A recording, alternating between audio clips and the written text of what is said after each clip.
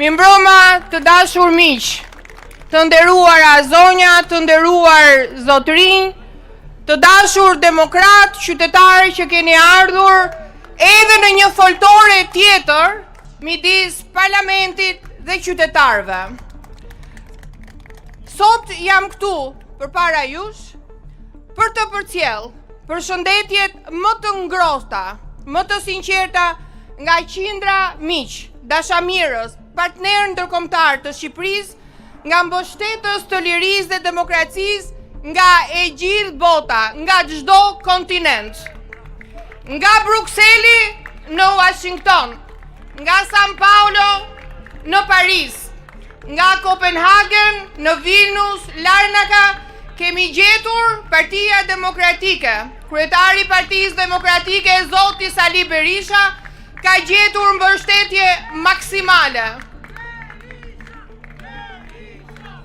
Tashmë është e qartë për të gjithë faktorin ndërkombëtar.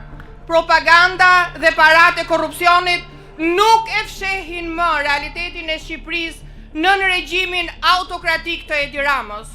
Ky realitet po njihet çdo ditë, po denoncohet hapur në çdo forum, në çdo konferencë apo takim ndërkombëtar. Sot dua të ndaj me ju disa prej ngjarjeve më të rëndësishme të vetëm 3 javëve të fundit në marrëdhëniet e Partisë Demokratike dhe frontit opozitar me faktorin ndërkombëtar. Dua ta nis në 22 nëntor në Sao Paulo të Brazilit. Kryetari i Partisë Demokratike, profesor Dr. Sali Berisha, zgjidhet në postin e lartë të zëvendës presidentit të CDI-s, Centris Demokrat International, me vot unanime dhe pse u zgjodh, sepse u vlerësua roli i tij historik që nga rrëzimi i komunizmit, me motivacione, dhe unë dua t'ju lexoj dhe motivacionin pse u propozua dhe pse u zgjodh zoti Berisha. Profesor Dr. Sali Berisha ka qenë një nga arkitektët historik të lirisë dhe transformimit demokratik të Shqipërisë. Nga roli i tij guximshëm për rënien paqësore të komunizmit në vitin 1990 deri tek udhëheqja e tij e palodhur si president dhe kryeministër. Ai ka kushtuar jetën ndërtimit të institucioneve demokratike, mbrojtjes së pluralizmit politik dhe avancimit të integrimit të Shqipërisë në NATO dhe Bashkimin Evropian. Gjatë më shumë se 3 dekadave vazhdon motivacioni për shërbimi publik i profesor Dr. Sali Berisha është quar si mbrojtës i qëndrueshëm i demokracisë, të drejtave të njeriut, veprave europiane në Ballkan. Guximi i tij moral, vizioni dhe përkushtimi i përjetshëm ndaj lirisë vazhdojnë të frymëzojnë demokratët në të gjithë rajonin dhe më gjerë. Gjithashtu, në Asamblenë Politike të CDI-s u miratua unanimisht një rezolutë e rëndësishme për Shqipërinë që konstaton zgjedhjet e 11 majit nuk ishin as të lira, as të ndershme, ishin farsë elektorale. Rezoluta denoncon shkrirjen shtet parti krim, drejtësinë selektive dhe keqbordorimin e saj si mjet kundër opozitës dhe liderëve të opozitës edhe në vitin zgjedhor. Rezoluta paralajmëron rrezikun që narkoshteti shqiptar paraqet për sigurinë europiane. Partia Popullore Europiane, e cila është anëtare e CDI-s, jo vetëm e votoi dhe miratoi këtë rezolut, por edhe me anë të sekretares së përgjithshme të PPS, zyrtarisht theksoi faktin që një ndër 4 pikat e fokusit të PPS në vijim do jetë dhe Shqipëria. Çfarë tha zonja Monserrat? PPE insiston që antarësimi i Shqipërisë në Bashkimin Evropian të kushtëzohet me ndalimin e rrëshqitjes demokratike dhe kapjes së mediave dhe drejtësisë të kryera nga leadershipi i lidhur me trafikun e drogës, krimin e organizuar dhe pastrimin e parave. Kur ndonjëherë faktorin ndërkombëtar, institucione të rëndësishme si CDI-ja, PPE-ja kanë theksuar këtë narkoshtet të lidhur që ka bërë pakt me krimin e organizuar dhe kartelet e drogës.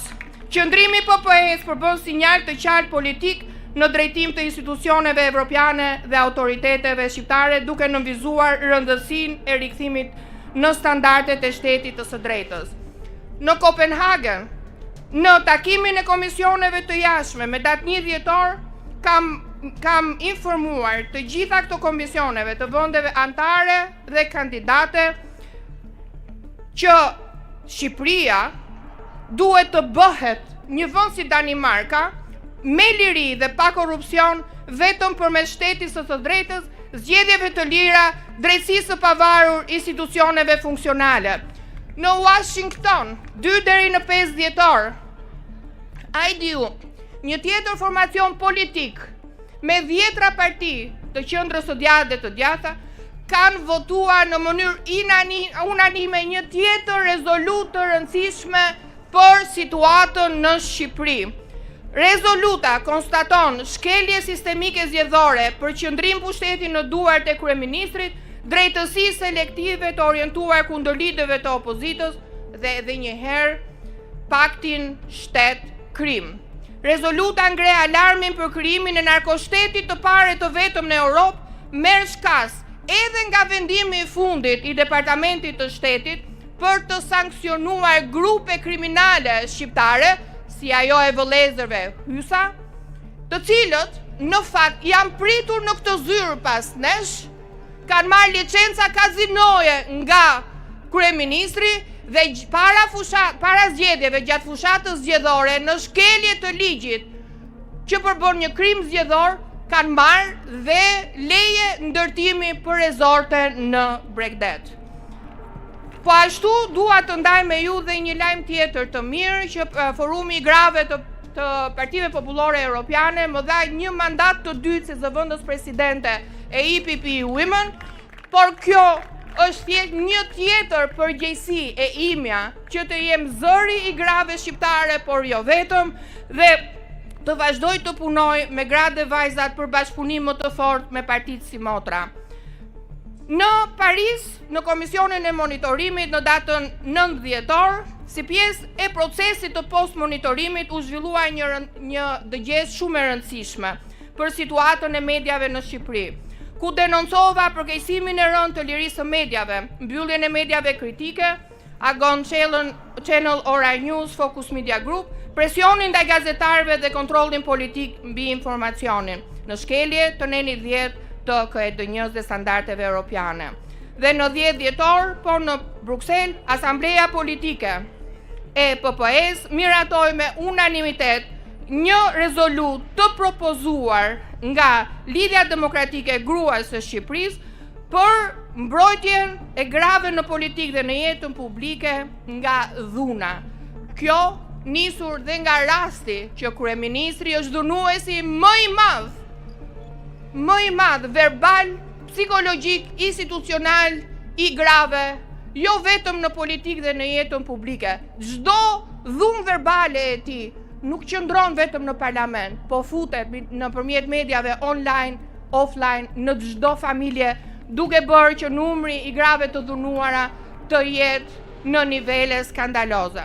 Pra, si që kemi premtuar, kemi punuar intensivisht, unë dhe kolegët e mi me gjithë faktorin ndërkombëtar. Kemi mbështetjen që nuk e kemi pasur asnjëherë më parë. Po a vjen zgjidhja e kësaj situate nga faktori ndërkombëtar? Sigurisht që jo. Të gjitha këto zhvillime pra tregojnë një të vërtet. Bota demokratike po e sheh, po e kupton, po e dënon realitetin e regjimit që rrjedh prej një autokracie elektorale në Shqipëri. Sigurisht janë mbështetës, por tani është radha jon. Radha jon të marrim fatet tona në duart tona. Është radha jon të reagojmë, të rezistojmë ndaj kësaj diktature, ndaj autokracisë, të tregojmë që ne nuk do të dorëzohemi. Ne do të luftojmë për liri, ne do të luftojmë për demokraci, ne do të luftojmë për dinjitet. Faleminderit.